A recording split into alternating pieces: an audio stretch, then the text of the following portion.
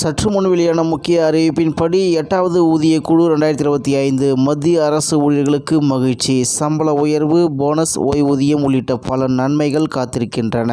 செய்தியை முழுமையாக கேட்கறதுக்கு முன்னாடி நம்ம சேனலை சப்ஸ்கிரைப் பண்ணலாம். சப்ஸ்கிரைப் பண்ணிக்கோங்க. மறக்காமல் பெல் பட்டனை கிளிக் பண்ணிக்கோங்க. அப்போ தான் நம்மளுடைய அப்டேட்டட் நியூஸ் உங்களுக்கு உடனுக்குடன் வந்து சேரும். மத்திய அரசு ஊழியர்களுக்கு பெரிய வர்த்தமானி, அதாவது 8வது ஊதிய குழு TOR அங்கீகாரம். மத்திய அரசு ஊழியர்களுக்காக நீண்ட நாளாக எதிர்பார்க்கப்பட்ட 8வது ஊதிய குழுவிற்கான டேர்ம்ஸ் ஆஃப் ரெஃபரன்ஸ், அதாவது TOR, பிரதமர் நரேந்திர மோடி தலைமையிலான அமைச்சரவை கூட்டத்தில் அக்டோபர் 28 அன்று அங்கீகரிக்கப்பட்டது. இதன் மூலம் மத்திய அரசு ஊழியர்கள் மற்றும் ஓய்வூதியதாரர்களுக்கு மிகப்பெரிய நன்மைகள் கிடைக்கும் என்று எதிர்பார்க்கப்படுகிறது. TORஇல் குறிப்பிடப்பட்டபடி சம்பளம் மட்டுமின்றி போனஸ், கிராஜுவிட்டி, வீட்டு வாடகை கொடுப்பனவு, அதாவது HRA, பயண கொடுப்பனவுகள் மற்றும் ஓய்வூதியம் போன்ற பல நிதி சலுகைகளும் முழுமையாக மதிப்பாய்வு செய்யப்படும்.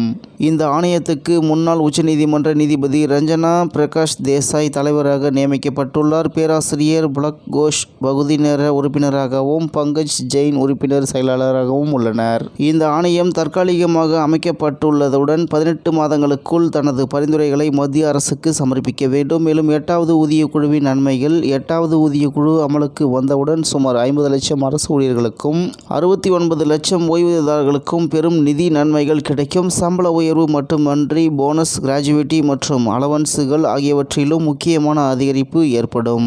மேலும் அகவிலைப்படி மற்றும் அகவிலை நிவாரணம் பணவீக்கத்தின் அடிப்படையில் மேம்படுத்தப்படும். வருடாந்திர செயல்திறனை அடிப்படையாக கொண்ட போனஸ் தொகையும் அதிகரிக்கப்படும் என நம்பப்படுகிறது. இந்நிலையில் 7வது ஊதிய குழுவில் ஃபிட்மென்ட் ஃபேக்டர் 2.57 ஆக இருந்தது. 8வது ஊதிய குழுவில் இது 1.8 முதல் 3.0 வரை இருக்கும் என கணிக்கப்படுகிறது. இதனால் சம்பளத்தில் 25% முதல் 30% வரை உயர்வு ஏற்படும் வாய்ப்பு உள்ளது. பணவீக்கம், GDP வளர்ச்சி மற்றும் பணியாளர் தேவைகள் ஆகியவை இந்த உயர்வில் முக்கிய காரணிகளாகும்.